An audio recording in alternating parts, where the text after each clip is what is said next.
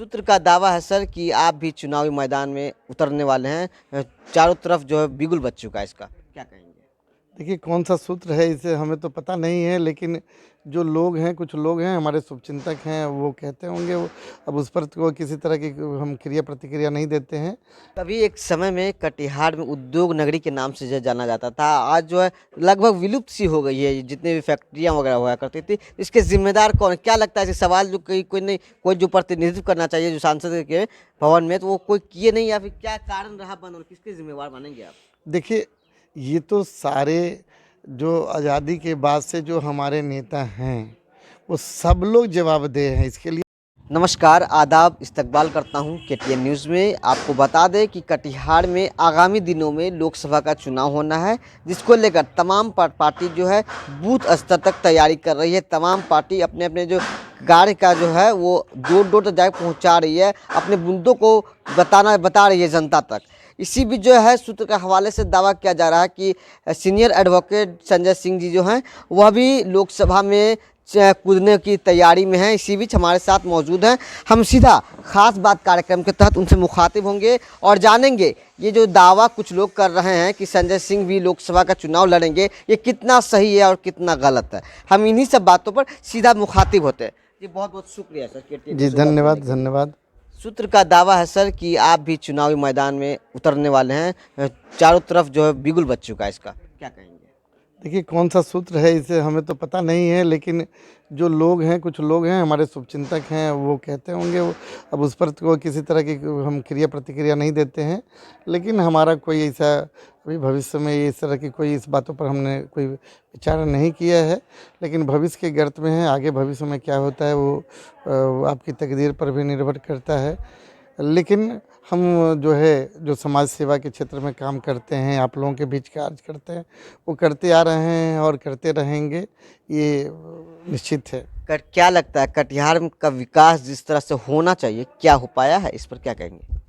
ये देश का समुचित विकास नहीं हो पाया, कटिहार की विकास हम पहला प्राथमिकता कटिहार को इसलिए देंगे क्योंकि हम कटिहार के बता निवासी रहे हैं कि हम देश की समुचित विकास नहीं हो पाई है आज की आज़ादी के 75 साल में भी, तो कटिहार उसमें बहुत ही पीछे है, इसमें कहीं दो मत नहीं है। उस विकास में कटिहार कहीं नहीं आता है। हम तो देश के अनुकूल भी नहीं विकास कर पाए हैं, तो ये दुखद बात है ही। और विकास होना चाहिए, और विकास अभी तक विकास से हम लोग कोसों दूर हैं। इसका खेद भी हमें भी है और आप लोगों को भी है। कटिहार के वर्तमान सांसद जदयू से हैं दुलालचंद गोस्वामी। उनका कार्यकाल 5 सालों तक था और आगे भी है भी, तो क्या लगता है उनका जो कार्यकाल है कितना अच्छा बीता है? देखिए वो अपने हिसाब से काम करते हैं और वो अच्छे व्यक्ति हैं। दुलालचंद गोस्वामी जी अच्छे व्यक्ति हैं और उनके ऊपर कोई हम टीका टिप्पणी नहीं करेंगे। लेकिन सब लोग अपने अपने समझ से काम करता आ रहा है। लेकिन जो विकास होना चाहिए, हम एक आदमी को दोषी नहीं ठहरा सकते हैं, इसके लिए कई लोग दोषी हैं। आप सोच लीजिए कि यहाँ से यूनिस सलीम भी हो गए, सांसद यहाँ से हुआ करते थे, शिवराज बाबू थे यहाँ से सांसद हुआ करते थे, तारिक साहब ने कई बार प्रतिनिधित्व किया। और गिनने के लिए आप कहिएगा तो एक रेलवे स्टेशन की बात कही जाती है, टीवी टावर की बात कही जाती है। टीवी टावर जो वो भी विलुप्त सा हो गया है। तो विकास के रास्ते में एक आदमी, कोई व्यक्ति विशेष पर हम टिका टिप्पणी नहीं कर सकते हैं। 5 साल कार्यकाल के बारे में बता सकते हैं? 5 साल में तो आप 2-3 साल कोरोना को भी ले सकते हैं, हम उस पर तो नहीं करेंगे। लेकिन हम इतना ज़रूर कहेंगे कि जो विकास की रफ्तार होनी चाहिए, और ये हमसे नहीं कहलवाइए, सभी ये तो पब्लिक है, सभी कोई जानता है कि कहाँ रुका है। फोरलेन का जाल बिछ रहा है, गंगा के ऊपर ब्रिज भी बन रहा है, क्या इसको विकास मानते हैं? फोरलेन का जाल बिछना ही है। देखिए हिंदुस्तान अर्थव्यवस्था के लिए दुनिया में एक ऐसे देश है कि जहाँ पर लोग व्यापार कर सकते हैं। तो यहाँ पर व्यापार के लिए जो आप जो देखते हैं आर्थिक दृष्टिकोण से, तो इंडिया में जब तक जाल नहीं बिछेगा तो लोगों का नहीं चलेगा।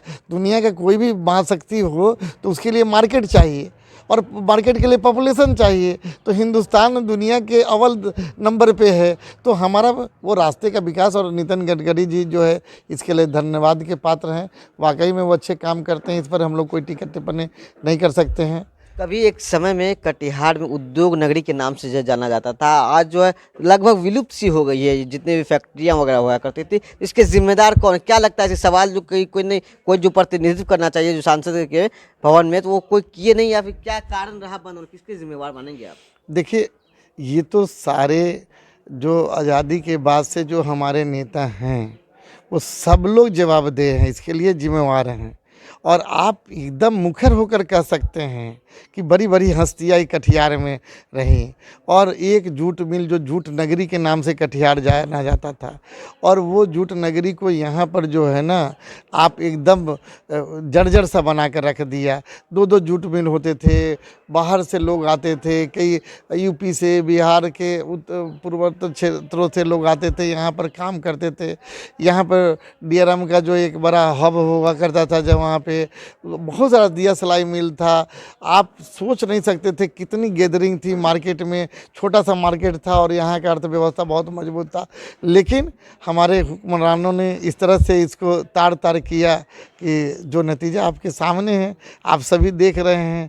आज देखिए कि कहानी जो ज़िले का विकास होना चाहिए, वो विकास के लिए अच्छा मकान बन जाना, बिल्डिंग बन जाना, वो विकास का तो कोई रफ्तार नहीं है। विकास के लिए तो लगना चाहिए, जूट उद्योग लगना चाहिए, उद्योग लगना चाहिए, लोगों को काम का स्रोत होना चाहिए, और उस तरह से विकास होगा। देखा जाता है आज भी जो कई सैकड़ों के हजारों की संख्या में कटिहार की बात कर ले, जो लोग पलायन मजदूर जो आज भी पलायन करते हैं, कटिहार में उद्योग नगरी नहीं होने के कारण जो लोग कटिहार से बाहर जाके खटते हैं, किसी कारण हादसा का शिकार हो जाते हैं, तो क्या बिहार सरकार को कुछ नहीं लगता आपको कि कटिहार में कुछ ऐसा सौगात देनी चाहिए उद्योग नगरी के क्षेत्र में, ताकि जो लोग बाहर जाते हैं पलायन करके वो लोग बाहर ना जाए? देखिए, जो प्रतिनिधित्व करते हैं उनको इस बातों को बड़े मंचों पे रखना चाहिए, और देखिए उस बातों को नहीं रख पा रहे हैं, जिसका कारण है आज देख रहे हैं कि ये तो दुखद बात है ही ना। आपको किसको अच्छा लगेगा? हमारे लोग यहाँ से जाते हैं बम्बई कमाने के लिए, हमारे लोग जाते हैं दिल्ली कमाने के लिए, हमारे लोग तमिलनाडु जाते हैं, केरला जाते हैं कमाने के लिए, वहाँ पर समुचित रहने की व्यवस्था नहीं है। कितने लोग मर कर आ रहे हैं, कश्मीर में कितने लोग मारे गए, आप सभी लोग देख रहे हैं। लेकिन यहाँ तो किसी के कान पर जूं तक नहीं रेंगता। अब किसको कहा जाएगा? आप बोलेंगे तो आपको लोग कहेंगे कि भाई ये विरोधी आदमी है। तो आज के तारीख में जो हम लोगों का जो जनतंत्र की, जो प्रजातंत्र की जो सही चीज़ होनी चाहिए थी, वो हम लोग रख नहीं पा रहे हैं। अंतिम सवाल है सर, क्या संजय सिंह लोकसभा चुनाव में कूदने वाले हैं? देखिए, ये तकदीर बताएगा, हम तो अभी कुछ नहीं कहेंगे।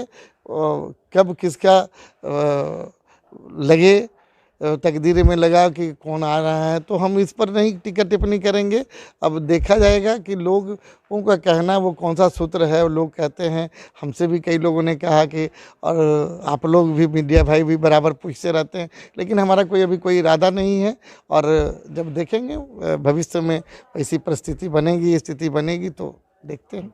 तो जैसा कि पता है, सूत्र के हवाले से जो खबर आपको सामने से आ रहा था कि संजय सिंह भी चुनावी मैदान में कूदने वाले हैं, इन्होंने इसका मीडिया के सामने आकर इस बात का खुलासा कर दिया है। अब देखना दिलचस्प है कटिहार में आगामी दिनों में जो INDI हो चाहे महागठबंधन के सांसद का टिकट किन्हें मिलता है, और जीत का जो सहरा है किसके सर पे लगता है। कटिहार से आमिर खान की रिपोर्ट।